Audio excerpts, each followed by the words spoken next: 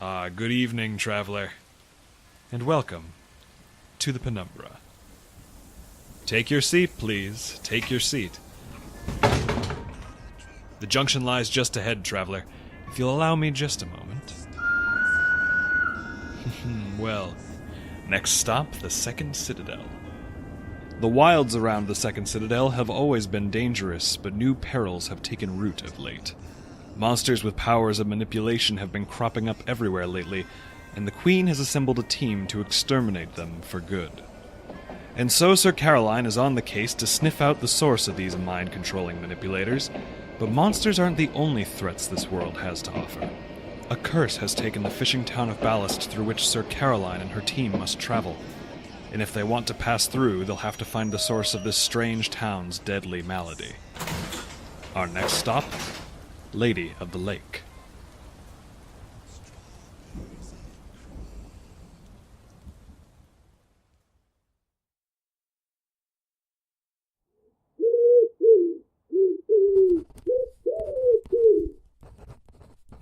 Sir Caroline, this letter should be awaiting you when you arrive in the village of Ballast this afternoon. Your attempt to slip out of the Citadel unobserved was impressive, but ultimately ineffective.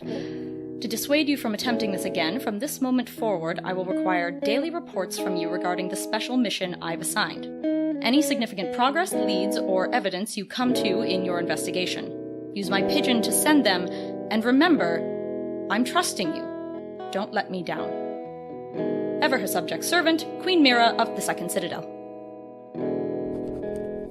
My queen, if you'll allow me a candid observation, trust seems an odd word for daily check-ins. Your other knights aren't required to complete them, I assume? When we met yesterday, the tasks you assigned me were to assemble a team and lead the investigation we discussed. I've done just that. And even if my team is only 2 other knights instead of the 10 you suggested, I can't see I've broken any of your actual rules. I'm not incapable of compromise. For example, I fully intended to bring only Sir Angelo with me, and would have done just that, if he hadn't brought Sir Damien along looking like his kicked puppy. A very loud, yipping puppy who ought to be kicked harder. What is she doing here? Sir Angelo, you said we were waiting for the squadron for your secret mission. And here she is. I must admit, I thought there would be a few more of us, but... There are only 2 of you. Good morning, Sir Damien. Sir Angelo, it sounds as though you've had some difficulty keeping our secret mission secret. Your secret mission? What? Of course I've kept it a secret. What is a secret but a truth shared between friends, Sir Caroline? 1, that is not the definition of a secret. 2, Sir Damien is not my friend. If we are friends, Sir Caroline, then a friend of mine is a friend of yours. That's mathematics. And as to the definition of a secret, well, I suppose we shall have to agree to disagree. No. Only 2 knights. No, there must be some mistake. The Queen must not know. Did you tell her who Rilla is? I'm certain she knows. Sir Angelo, I would have charged off hours ago. I would have ridden after that beast the second I found Rilla missing if you hadn't told me there was a team for this special mission to save my fiancée, our herbalist. What will we do without her? Why, a plague could strike at any second. Rain down from on high. They do that in books, and then where would we? Ah, yes, well, Sir Damien, I understand your confusion. There's been a bit of a misunderstanding, clearly. I should hope so. You see, the secret mission is not about your lizard. There is no investigation into Rilla's disappearance as yet. No investigation. Saints above. I'm here to ask Sir Caroline if I may be excused from her mission temporarily to assist my closest friend and rival on his rescue. Sir Caroline, may I... No. Drat and blast. But, Sir Angelo, say goodbye to your playmate. We're going to start by canvassing the Citadel with some questions. What we need now is direction. Sir Damien, my friend, I am sorry. On what authority do you order him about? The greatest knight in the Second Citadel, How do we even know you? You've been a knight for just a few years, hailing from Saints Nowhere. Sir Angelo, she could be a monster herself, a lizard. Does she have a tail? Has anyone thought to look for a tail? Sir Angelo. Yes, quite. Perhaps you haven't heard, my friend. The Queen has appointed Sir Caroline her Investigator-General, the first in a century. She... You... Me. St. Damien, your tranquility. The world has lost its order. Nothing is as it was. Surely when knights are governed by foreign women and love is plucked from its nest and lizards speak poetry and twist your mind with their eyes, their violet eyes, the fate of our second citadel must soon mirror the first. What was that? Oh, he does this quite often, Sir Caroline. I found it best to let him ride it out. What was that about twisting your mind? A lizard, you said? What? Nothing. Who said anything about a lizard? Ow. Sir Caroline! I'm trying to make him snap out of it. By hitting him? Begads, now he's just upset and in pain. What is a lizard? I've no idea at all. Feathers, fur, mysteries abound. Here, see? This is how you do it. Come up here, my friend. Let me go, Sir Angelo. Marilla, I have to find her. I have to. Shh, now. Speak your heart, Sir Damien. You did not tell me about this lizard's eyes before. Do they have some sort of powers of manipulation? Sir Angelo! A lizard. He tricked me, Angelo. I don't know how he did it, but his eyes, his words, his mind, he made me show him mercy. And I have never before shown a beast mercy. He must have... What was the word you used? Manipulation. He must have manipulated my heart. Your heart? Well, where else does one feel mercy, Sir Caroline? I suppose. I notice a familiar flicker in your eye. Could this be a lead? I know what it is. Fine. Do you know where we might find this lizard, Sir Damien? Sir Damien. I will tell you, but only if I may ride with you. Oh, an unexpected twist. Indeed. Fine. Be ready in 1 hour. Huzzah! Come along, Sir Damien. Let's get you suited up. Thank you, Sir Angelo. And Sir Caroline. We really do have to work on your manners, Sir Damien. She is your superior officer now. So she is. But Rilla's life hangs in her hands, Sir Angelo. I would be critical of this leader even if it were you. With all respect, I'm not sure that is the case. You see, I have been reading a book. You may not have heard this, Sir Damien, but I have become very worldly in recent weeks. And women governing actually holds historical precedent. Why, my book suggests there may have even been civilizations made up entirely of women, governing themselves. Can you imagine? As I said, my queen, I am not incapable of compromise. I merely find it distasteful. At any rate, Sir Damien then told us the only other thing that he knew about the lizard in question, that he is hired by other monsters to create traps and other strange devices. If the monsters have become this organized again, we need information as quickly as possible, my queen. I'm sure you can understand why I did not wait to confirm with you as a result. Instead, we travelled immediately in the direction Sir Damien pointed, toward the swamp of Titan's Blooms.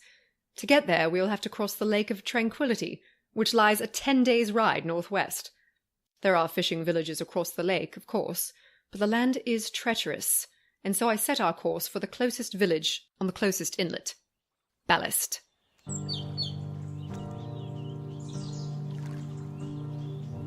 I was immediately disappointed. The local leaders saw to that, with the most inane rule for a fishing village to ever disgrace my ears. Oh, there are no boats in Ballast. Oh, none at all. The lake's cursed, you see. Terrible. Terrible. No boats at all. Except the one, of course. Well, of course, there's that one. But it wouldn't be responsible to give it out. As good as murder, I'd say. Unless... Yes, unless... The leaders are referred to as Brother Hengist and Sister Horsa. They claim to be twins, and the people here say this gives them some amount of prophetic sight. I cannot help but notice that they only ever seem to predict things which have already happened, but soothsayers are respected where I come from, and so I had intended to let them talk. But Sir Damien held other priorities. You said there was a boat. Oh, please, brother and sister, sister and brother, I must have that boat. My fiancée, my Rilla, my Amarilla, she's been stolen. Give you the boat? And have a death on our hands? I foresee you floating to shore, limp and pale. I don't care what state I'm left in. I must save Rilla. Sir Damien, please. Rilla doesn't want you a pale knot of noodles any more than I do. But, Sir Angelo, I must speak my heart. Again? No, I'll stop you right there, friend. Take this trial as progress in our mission. We will clear this curse upon the village of Ballast, and come that much closer to understanding our adversary. I am leading this investigation, Sir Angelo. We have no evidence that this curse is in any way connected to the monster's plot. Of course it is. Cursed water just before the lizard's home. He must leave evil in his wake.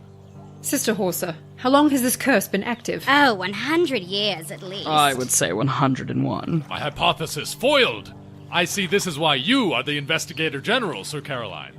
But even so, it seems that Brother Hengist and Sister Horsa will not move on the issue of the boat until the curse has been lifted. Accounting for the local terrain and the bulk of our supplies, I predict it would take 2 weeks to find another point of crossing, and so, for the time being, we are stuck here in Ballast. I asked Brother Hengist and Sister Horsa about the nature of the curse, but by the time I had done so, it was growing late, and they invited us to return in the morning. As we left, they gave us only this warning. Oh, and please, knights, stay out of the water. Oh, yes. Do not be tempted. Do not even dip a toe. The things that come out of there, they aren't right. Poison to the touch if you aren't careful. And that's not even accounting for the hound. Yes, the awful howling hound. I have yet to hear the howl they spoke of. Only the wind wailing in the distance. Only Sir Damien, wailing close by. Tranquility! This is cursed water, Sir Angelo, and St. Damien is the saint of waves, a sign of his wrath. You know what it takes to invoke the wrath of the calmest saint, do you? And then what could happen to Rilla? Please, you're talking nonsense. Sir Caroline, could you lend a hand? Sir Caroline? I could not investigate freely with them on my heels, and so I let Sir Angelo handle the situation. He seemed best suited to it. Meanwhile, I investigated Ballast and tried to make sense of this fishing village without boats. It seems the fishermen of Ballast have built long piers which stretch out far into the water. Some so far that it can take nearly an hour to reach the end by foot. The piers are lined with traps, which I gather the fishermen empty in the morning, repair throughout the day, and bait at night. But by the time I walked the village, the sun had already begun to set, and the fishermen were returning to their homes. But I saw 3 items of note. First, a great many of the traps they dragged back with them were broken, the nets torn and the pots chipped. Second, there was a hollowness to each face, a hunger in each set of eyes. And third, not a single one would speak to me. Evidently they don't care for outsiders here, whether by curse or habit. No matter, I don't much care for them either. The village has gone to sleep since. We've been given rooms in Brother Hengist and Sister Horsa's abode. And an unsettling feeling has crept into me since darkness fell. It has something to do with the sound here.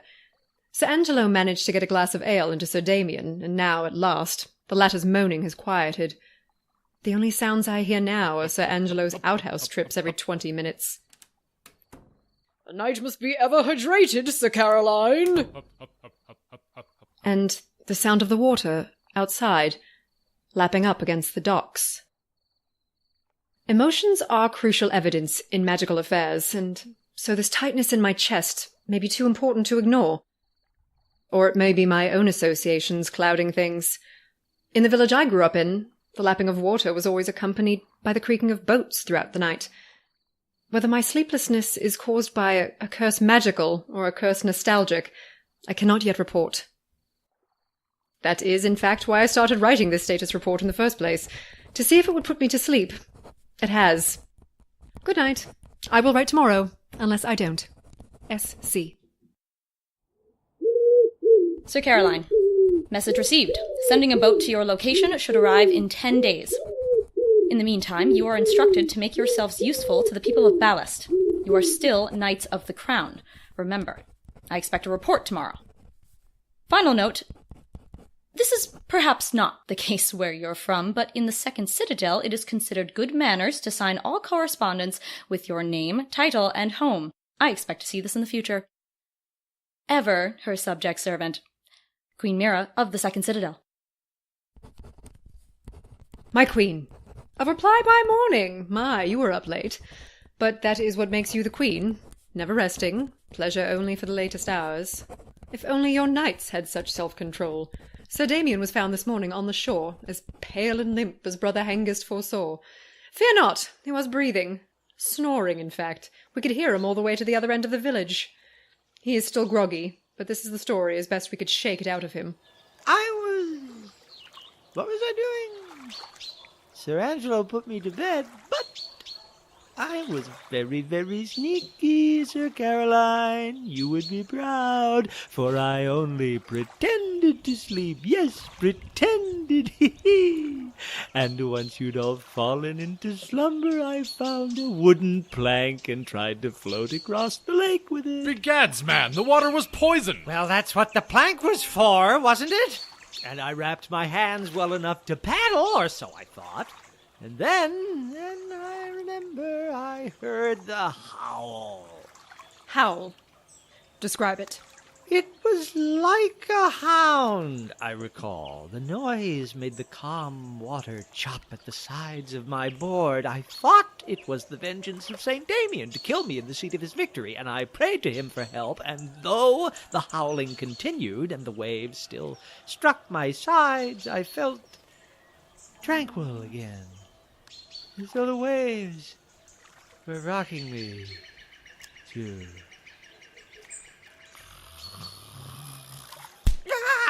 Keep talking. I will ask you not to touch me again, you fiend. I will not be touched by any woman except...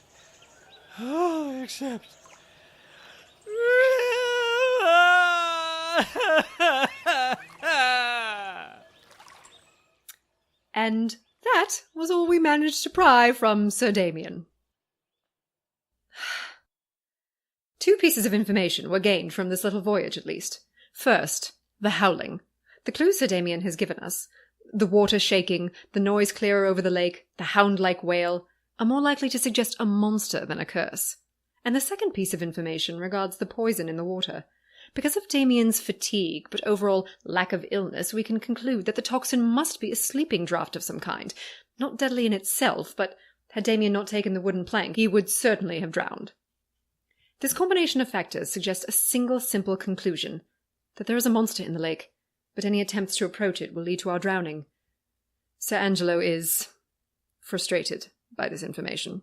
Well, even if it would kill us, I don't see why we shouldn't just swim out there and grab the hound by the throat. Do you feel like drowning today, Sir Angelo? Is my drowning part of your cunning plan? Not currently. Then I'm afraid I must pass on drowning for the moment. The Queen has commanded I do precisely as you say, and that I must do. Why, I'm really very lucky, I think, on 2 quests simultaneously. One from the Queen, and one from my very best rival. I find I'm never so happy as when I'm counting my blessings, sir. Sir Angelo, please. Would you mind giving me just a moment of quiet? I'm trying to do some research. Oh, of course. Just as you say, Sir Caroline. Silence will be my sworn quest. My apologies. What are you researching? I am attempting to determine what sort of monster we might be dealing with. Well, we've a wealth of evidence, haven't we? How many monsters could there possibly be who howl, generate sleeping serum, and live underwater? Look here. My, that's quite a tome. Is there a chapter on howling, sleep-inducing water creatures? Sir Angelo, this is a book about howling, sleep-inducing water creatures. Oh, well. Perhaps we should gather more evidence? Yes, perhaps we should. Ha-ha! Excellent! I'll go get Sir Damien. The majority of this morning's investigation was done in the precious half-hour that followed, after Sir Angelo left and before he could find me again. I was given a tour of Ballast Village by Sister Horsa and Brother Hengist, who finally explained the curse's nature to me. There's been a curse for years, of course. It's sort of a tradition, you could say. We said a century, but really that's just how far back the records go. A few fish have always come up looking strange, limp, Pale. chewed on. Bites taken out of them, you know. But it's always what you'd expect from a scavenger, really, and the rest of the fish were perfectly fine to eat until... how long would you say, Sister Horsa? 2 months ago? I think 3. And how did the curse change then? Well, then it was all the fish, of course. All the fish... what? All the fish are cursed now, pale, limp, chewed on. Etc. and so forth. They brought me by the nets to show me, and it was true. Every single eel, crab, sturgeon, and cuttlefish was pale and withered, with huge bites missing from it. We can cut off the pale parts, but more and more of them come up cursed each day. You said this has always happened? As long as there's been a ballast village. Though not to this degree. This was another thread to follow, at the very least. A sudden spike in the curse-like phenomena could have suggested an increase in the monster population. But if until now the rate had stayed both stable and slow, why would it spike so suddenly? And why would it never have wavered before? On the other hand, say this creature comes from the same magical family as the ash dragon, of which there can only be one living member at any given time. This would explain the relative consistency, if not the recent increase. So I returned to the library and found this. A crocodile hound? What sort of nonsense is this? Read it. My heart, I must speak my... Aquatic. Yes, that's good. Exudes bioluminescent and hypnotic mucus. Whatever that means. A loud and echoing howl. This I can follow. We can't be certain this is it, but it at least gives us something to look for. The only other creature I can find which fits this description is the venom-poor oxalotl, but... But your innate senses as an investigator tell you otherwise, I see. Regardless, there's one quick way to tell both what it is we hunt as well as where to hunt it. Its nest. Crocodile hounds nest on shore. Venom-paws nest underwater. If we can find the nest... Yes, the alligator dog it is then. Sir Damien, look at this. It is the monster we shall slay together. Hup. Scale. Lizard. A lizard! Sir Angelo. How was I to know? It hardly even resembles a lizard. More like a frog wolf turtle bear. Just quiet him down now. Sir Damien, my friend, you must be quiet. This is a library. My apologies, Sir Caroline, but he insisted he come, and I didn't have the heart. Could you just read him a book or something? Keep yourselves busy? An excellent idea, Sir Caroline. Here, my friend, curl up to your best rival now. Once upon a time, there was a man whose all-consuming love began a war and betrayed a nation. My heart! My treacherous heart, Rilla!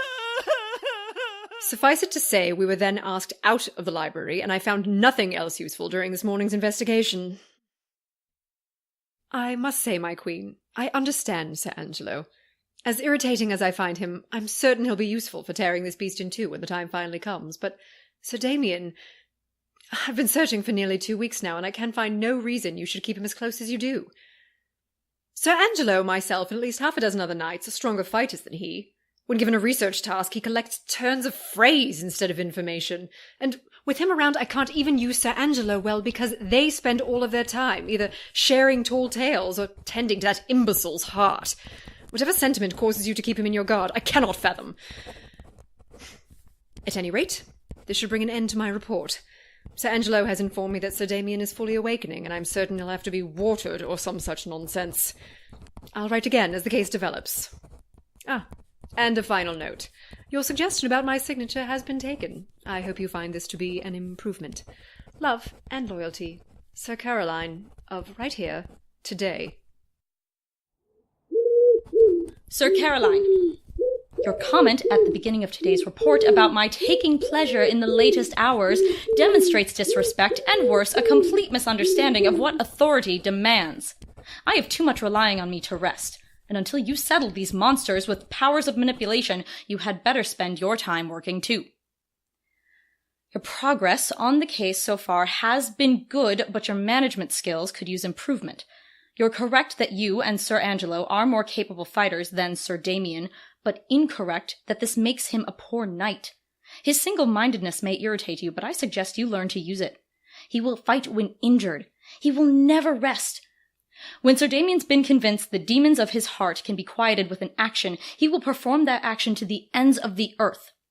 In other words, if you want to succeed as a leader, learn to use what those around you excel at instead of wishing they were good at something else.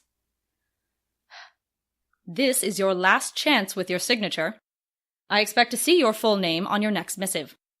Queen Mira of the Second Citadel. My queen! I received your letter yesterday evening and found the advice contained within very useful. I've taken your guidance on 2 counts. First, as per your suggestion, I spent the night working. After dinner, a local girl offered me a job and a room, and she and I worked on very important business in there for several hours. Oh, Sir Caroline. Oh. Sir Damien was a bit of a cold shower after that. He found me outside. The hound! Sir Caroline, where have you been? The hound! I saw the hound out on the water glowing like a ghoul and howling! You see, this was the second piece of advice I took from you, my queen, making use of what you call Sir Damien's single-mindedness and what I might refer to as his incessant need to think and talk about the same topics for hours, days, and weeks at a time. Well, irritating or no, it worked. There, I've admitted it. After yesterday morning's research, we knew we had to watch the lake for the hound tonight, and the standard wisdom among knights in this case may be to break the watch into 3 shifts and assign each of these to one of us. But then it occurred to me, if Sir Angelo and I had missed the howling on our first night in Ballast, what were the odds we would miss it again? Sir Angelo would need to leave every 20 minutes to use the outhouse. I was exhausted. Our shifts would be a gamble I did not want to account for, and so I didn't. You expect him to stand watch over the lake all night? Not all night, just until he sees the hound. Which he may not. Sir Caroline, I trust you as much as I might the Queen, but... No, Sir Angelo, please. I shall stand guard through the darkest, most solitary hours. It is to be my penance. See? He wants to. Will you really deprive your rival of a challenge? Touché, Sir Caroline. But more than one member of this platoon can show some cunning. And if I see you attempting to relieve him, I'll make him stand watch every night for a month. Curses. And so Sir Damien stood watch all night. And just as you assured me, he did not rest. A few hours past midnight, he spotted the hound. And better yet, he spotted its nest. That hut in the distance, a few miles down shore. It is there I saw the beast retreat. My bow is at the ready, Sir Caroline. I recommend we leave immediately. The beast should not be allowed to live another second. Ha! At last! A real fight! No. We wait until morning, at least. For shame, Sir Damien. Such impatience. Wait? Why should we wait? The beast lives there now. We could be crossing this lake by boat within the hour. Or we could be carting your corpse across the water within the hour. We don't know anything yet about who lives in that hut, about what the hound might want from them. But Rilla! And do you want some innocent's life taken because you couldn't wait one day to see your fiancé? No, of course, but... Then we'll ask Brother Hengist and Sister Horsa what they know come morning. For now, you rest. I prepare. An excellent plan. Come, Sir Damien. I bet I can fall asleep faster than you. Hup, hup, hup, hup. As my ruler, I trust my queen absolutely. But you, Sir Caroline, you may be her only mistake. Go tuck Sir Angelo in, Sir Damien. I won't stand for this. You just... Unless you want to be removed from this investigation, you will go. As you command, Investigator-General. Come morning, I spoke with Brother Hengist and Sister Horsa. I intended to do so alone, but found Sir Damien already waiting by their door when I arrived. I let him join our conversation, and did not let him explain why he'd chosen to do so. He was not to be my only frustration for the morning. Ah, yes, the witch's hut. We thought it would come to the witch eventually. I did too. You did? If you were so certain, why didn't you say something earlier? No one's even mentioned a witch. Well, we weren't sure, were we? Didn't want to bring it up for nothing. Every home has its quirks. Creaky floorboards. An unusually cold basement. A witch across the lake. Besides, it creates such an unnecessary risk. His power comes from language, words, that sort of thing. He controls people with them. Written, spoken, any sort at all. Even speaking of him now, we must be careful. A creature that controls people with words. Sir Caroline? Yes, the manipulative monsters. Well, what do you feel safe telling us about this witch? Come into the basement. Quickly. We think he finds it more difficult to reach us down there. We followed them downstairs. Brother Hengist gestured toward a crate in the back of the room, and Sister Horsa opened it to reveal letters. Envelope after sealed envelope, piled in stacks. each with the witch's name written on it. The twin seers have advised me not to speak or copy down that name. It carries power, they say. They appear in the morning at our doorstep. They have come periodically through the years, but... Most of these have come from the past few months. Not every day, and not always our door, but there they are. All those letters, what on earth do they say? No idea. I hope we never know. The last man to open one drowned himself in the lake. Could you... Hold on. From the start, please. Who is this witch? It started a long time ago. Before we were ever born. He was an abomination, they said. A man taken over by monstrous magic, who behaved like a giant child and devoured the souls of those he spoke to. For years he could be seen rowing his boat into that cursed lake each day, swimming in the scum each night. Words were his weapon, and people feared to approach him. Men had died from his letters. He must have manipulated them, Hengist and Horsa said, twisted their minds with his words. How does the hound fit into this? I am not yet sure. A familiar, perhaps? Or a transformation? They say the hound has appeared more and more the less that the witch has been seen swimming in the lake. We took our leave of them then, but not before one last warning. You must not let him speak to you. Listen to one word, just one, and you might drown yourself. Yet more monsters of manipulation. Is there no stopper to the fount of hell? I believe that's what we are, Sir Damien.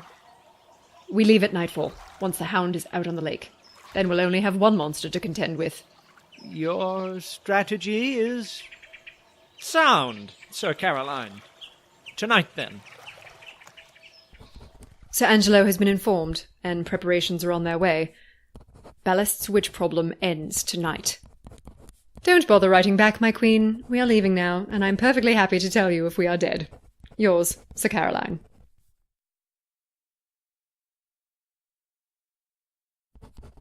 My queen, we have returned from our mission, and, as I predicted, the witch is dead. But I am less certain than ever before that there are no monsters in Ballast Village. Where to begin? This was one of those nights, my queen, when it seems the whole world is happening at once. But then I suppose you must know that feeling, with the world ever on your shoulders. A long, long night.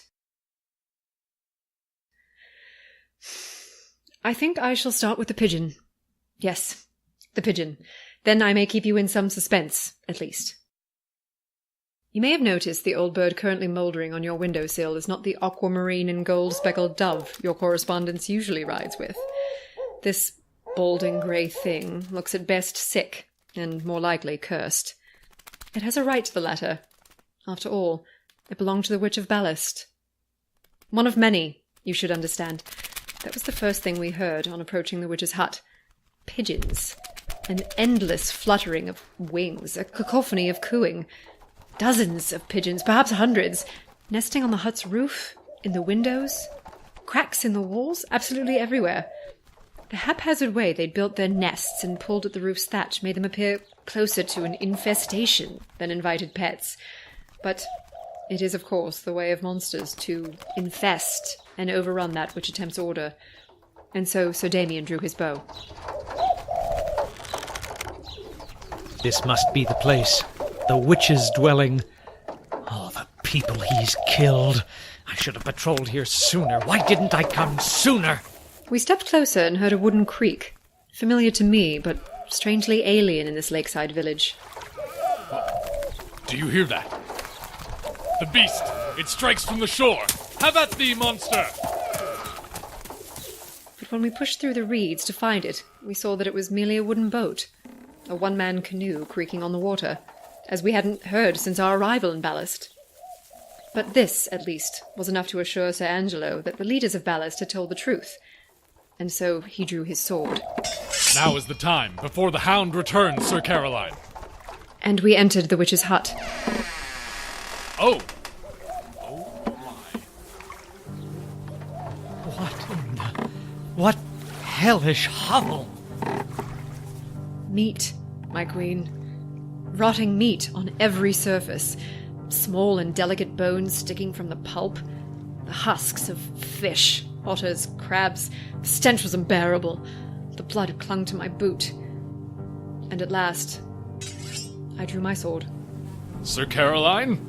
I hear breathing in that room just ahead. Follow. The next room was, if possible, worse than the first. The piles of meat grew higher. Here and there, the weak flopping of a tail could give an entire mound of rot the illusion of life. Pigeons pecked at the mass and roosted in the rafters. And at the center of it all, beneath the sheets of a sodden bed, lay the witch. There he is. One shot before he wakes. Sir Angelo, step aside. I may...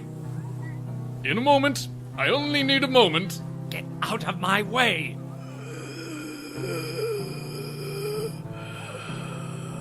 Do you hear? He draws breath quickly before he speaks. No. But Angelo! Look at him, Sir Damien. He's just an old man.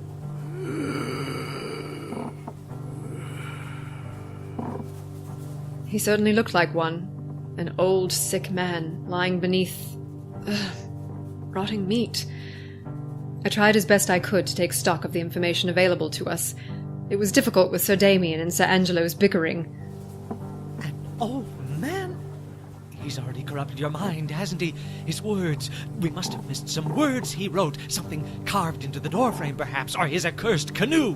My friend, you are very tired. Please, Sir Angelo, please, cast out this curse and let me kill him. I can't lose you two. Not my best rival, not like Rilla, not I cannot kill this man. Hello? Who's there? Is that... Nimue? He speaks. Oh, Saint Sir Angelo, quickly before he spreads his curse. Cursed words, a crate of unopened letters, a boat on the boatless river, a hound with sudden appetite, a roomful of rotting meat, a sick old man. And now 2 knights, fighting over whether he should live or die, without allowing him a single word in his defense. Sir Caroline? Sir Caroline, what are you doing? Back away from him. Please protect yourself. Don't let him speak. Who are you? My Nimue. Did she...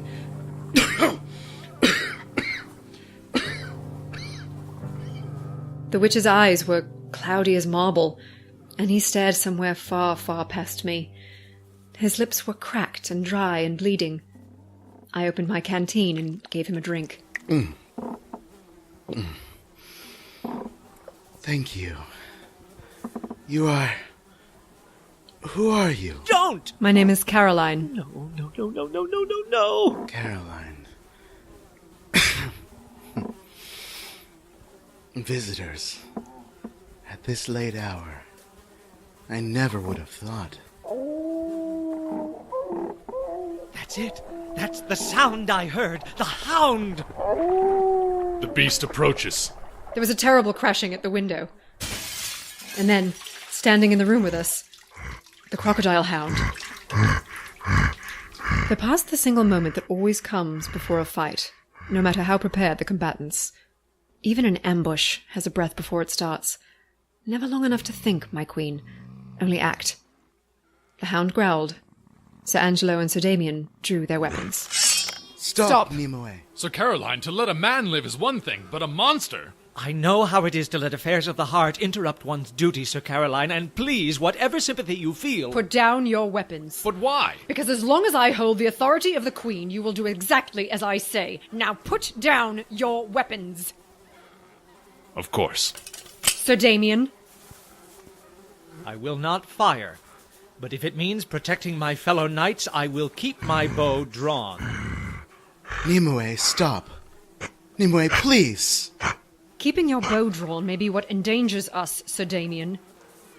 Your tranquility, your tranquility. Yes, that's it. Shh, my Nimue. Shh, milady. The witch reached out a hand, and the hound nuzzled it with a slime-covered snout. It then put its forepaws on the side of the bed, opened its maw, and onto the witch's stomach poured fish. Some alive, some dead, some chewed, some swallowed whole, some reduced to pieces and pulp. The hound, nudged a few of the fresher-looking pieces towards the witch, who dutifully pretended to eat them. Then it padded to the side of the room, curled up on the floor, and watched us with 3 wary yellow eyes.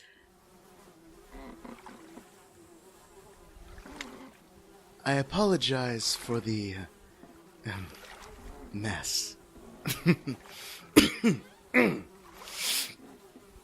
would offer you something, but I'm certain you would not take it. Likely not. So that is Nimue. Indeed. And you are? Vivian. He had been a fisherman of the old style, with boats instead of piers, as his mother had been before him and her father before her. His family had always been disliked and distrusted for this, but the name witch had not come until his lifetime. The seers of Ballast say that your letters have killed men before. And is that a question or an accusation? You tell us. Not men. Just one. And long enough ago that they had been boys, really. The both of them. In Vivian's youth, the son of a carpenter had made the long trek along the shore to come to this hut in the night, again and again, for months. The relationship was, in Vivian's words, tolerated.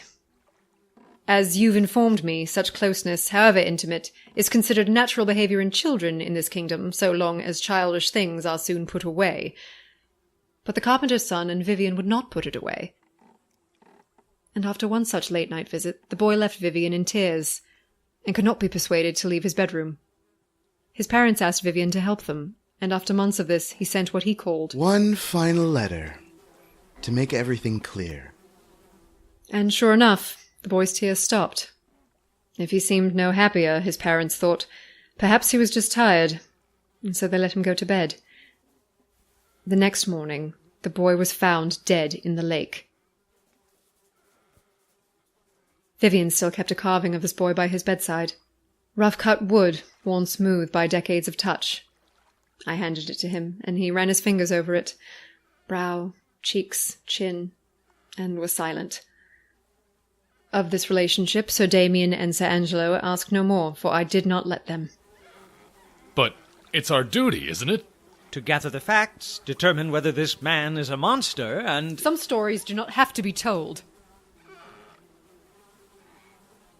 The people of Ballast would have nothing to do with him after that, though they never explained why. First they chased him away. Then they carved witch into stones, with which they broke his windows, and then they feared him. His solitude continued for 3 years, fixing his home, fishing, sending letters to see if anyone would respond, until the day his rod caught something he had never seen before. Nimue. She was so small then. My mother had told me tales of a crocodile hound, but nothing like what I saw. What she described was a great, hoary thing, with tusks covered in algae. But this was a hatchling, with a broken fin, injured, too small to care for itself. And so I took it in. For years, Vivian was the hound's mother. He taught her which fish had the most meat, where the snails lived, how to swim without her broken fin. He fed her, cared for her, and in so doing taught her how to care for another. And then I grew sick. It was terrible. I couldn't move, let alone fish. Days passed. We starved.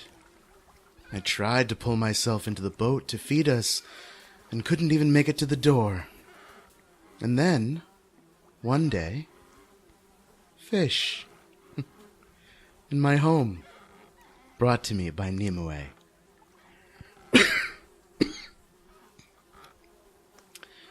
Of course, I got my energy back after that, for a while.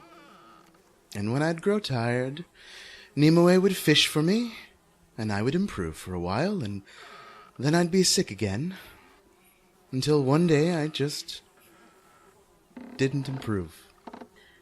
I suspected, as Vivian did, that the hound understood feeding, but not much else. If he improved when fed, feed more. And if feeding didn't work, keep feeding. Most of this mess is from within the last few months. I just can't get out of bed to clean it anymore. Haven't been able to shoo the pigeons out for years. My first pair laid eggs decades ago, and now this. You must have called for help, though? You couldn't possibly be expected to do all this alone. To suffer alone. I sent letters, of course, but none were ever answered. Saints, that crate! I don't care what happens to me, but I can't imagine what kind of trouble she must be causing to get all this. And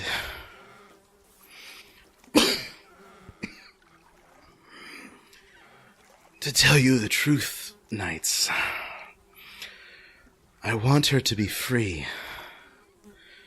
But I know she won't leave me until I die. And really, I want her to be free much sooner than my body will let me. We can't. What? We could never do such a thing. Knights slay monsters, don't they? Seems convenient. There's a witch right in front of you. Well, saint's sake, my good witch, there must be another way. Don't become disheartened. Let's see now. Ha-ha, I have it. I will bring you home with me. You and your loyal hound, you shall have all the fish you like. I will bring it to you, and the softest bed in all the land. No. Thank you. This is my home. It's always been my family's home. And I don't want to leave it. Besides, we know what Nimue is. A monster. A monster. She is my monster, but she is difficult to control. Around so many people, who knows? It is our sworn duty to kill monsters, to cleanse the monster's blight upon this land. The hound is the only thing keeping this man alive, Sir Damien. To kill it would be a killing twice over. Well, I did not mean to say we should, only to remind us of... My apologies. My apologies.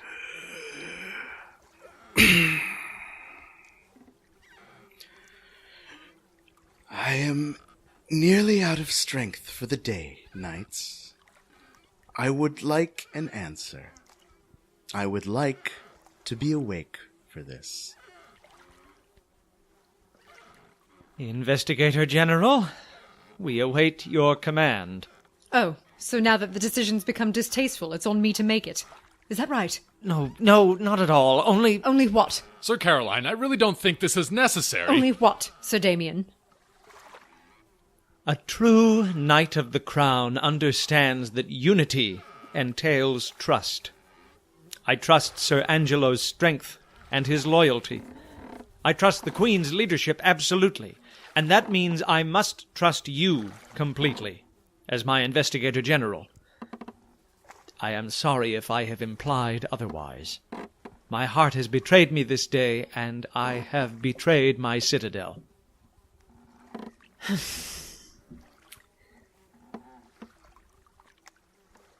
Sir Angelo, I believe I have made up my mind. Until we return to the Citadel, the Queen's authority is your own, Sir Caroline. I would like you to restrain the hound and bring her outside, please. Do not hurt her any more than necessary, and take care only to touch her with your armor. Yes, Sir Caroline.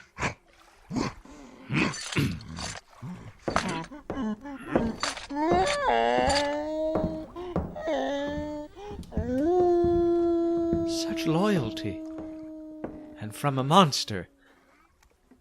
Do you really think they can feel such things, Sir Caroline? I think it is far too easy to think someone else doesn't feel, Sir Damien. Now go help Angelo. As you command, Investigator-General.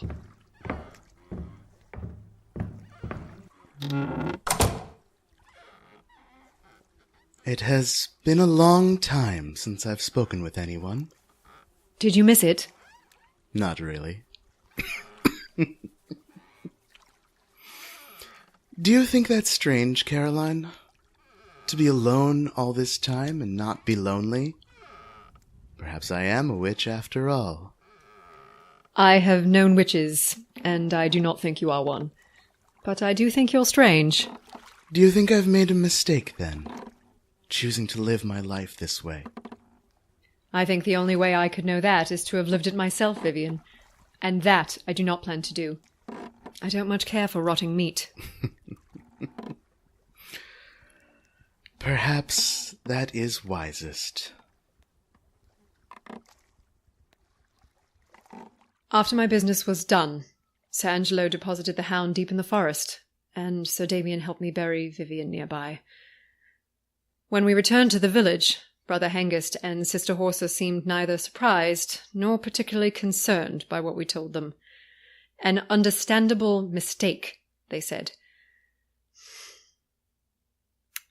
We still await the boat you send us. They have shown us the one they've promised, and it has nearly rotted away to nothing. Your faithful servant, S.C. Sir Caroline, thank you for your report. Hengist and Horsa's actions are unfortunate and do not embody the unified ideal of our Second Citadel. They will be spoken to. It will be made clear that this will not happen again. It is very late as I write, and the moon seems especially bold. Perhaps exhaustion pushes me to say this, but your story makes me think of an old tutor of mine who once had me research all of the historical associations with the moon to determine whether it is a source of human power or monstrous power. After a month of poring over books, I finally admitted I couldn't find the answer, that I couldn't decide whether to weigh the chaos of nature over the perfect order of the sphere, or the danger of night over the power of light, and at the end of all this he told me, finally, that I was exactly correct. My confusion was the answer, and this is why we must fear and revere the moon in equal measure. I never liked that tutor very much, come to think of it. But when he died, I thought it proper to attend his funeral, as he had spent 5 years teaching me. And I was horrified to find that I was the only person who came. The story of this Vivian makes me think of that tutor who spent his life with books and riddles instead of people and died alone. And it makes me think of you. It makes me think of your girl in Ballast and what it says about your life, Sir Caroline. I will refrain from commenting upon the appropriateness of such a juvenile encounter while on official duty. The common wisdom may be that most grow past such encounters with members of the same sex when they are children, but as I said to you before, I have learned slowly over my years in this position that it does one no good to wish one's subordinates be anything other than who they are. And I do not know how things are done in your land. And so, if you are capable of having feelings for this woman, you should pursue them. And if not, I hope you will find someone with whom you could pursue something deeper. As we say in the Second Citadel, 2 in unity. Simple. Strong. Because I worry that the surface-level kinds of connections you take such glee in flaunting now aren't going to last you forever. You may delight in forgetting this girl's name now, but take it from someone who has had isolation forced upon her. What shortens your nights now may not shorten them forever, and a life of long nights can be very, very long. Vivian had a choice once, as did my tutor, but their times have passed. I never had one. But you, Caroline, there is still time for you. If you found peace with this Ballast girl, or if you found peace in others like her, I hope you will grab hold of it before it slips away. You will forgive me if this is overly personal. As I've said, it is very late, and several days since I've slept. If this man's story has affected me this much, perhaps I do need rest after all. Ever her subject servant, Queen Mira of the Second Citadel.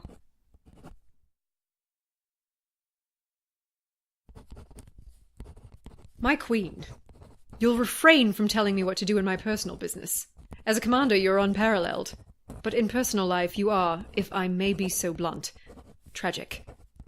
Delight in forgetting her name. Of course I remember her name. What I don't remember is the part of my vows of knighthood which state that I must breach the privacy of everyone I share time with for the sake of your curiosity. For one night I fit into this girl's life well, and she fit into mine. And that is all you need know, because it's all I've decided to say. In the case of the Ballast Witch, I cannot guess what he wanted in life, nor do I care to. The only thing I know for sure that he wanted is that which I gave him in the end. This moment, as I sit outside his hut, early in the morning, and tally the evidence that has appeared since we left, I cannot tell how even the crocodile hound felt. There are claw marks in the door. A few of the pigeons have been devoured, and now it is gone. It found its way home, raged, and left. Whether this is loyalty, as Sir Damien asked, or something more bestial, I cannot say. All I know is this. Vivian lived in the way he chose. That you and everyone feel the need to give your pronouncement on it should answer why I don't speak of my life, so that you may neither feel you can comment on how I live it, nor feel that by living it I am commenting on anyone else's. I am only myself. I can only want what I want. Right now, there are two things I want. First, Vivian's canoe. It is in good repair, and large enough for one person. I think I'll take it. And the second thing I want is to be rid of these wretched status reports. They take entirely too much of my time. I will be hunting the manipulative monsters on my own from here. Send your pigeon again, and it will be my dinner. Good night, my queen. Sleep well. Sir Caroline, of the Southern Frosts.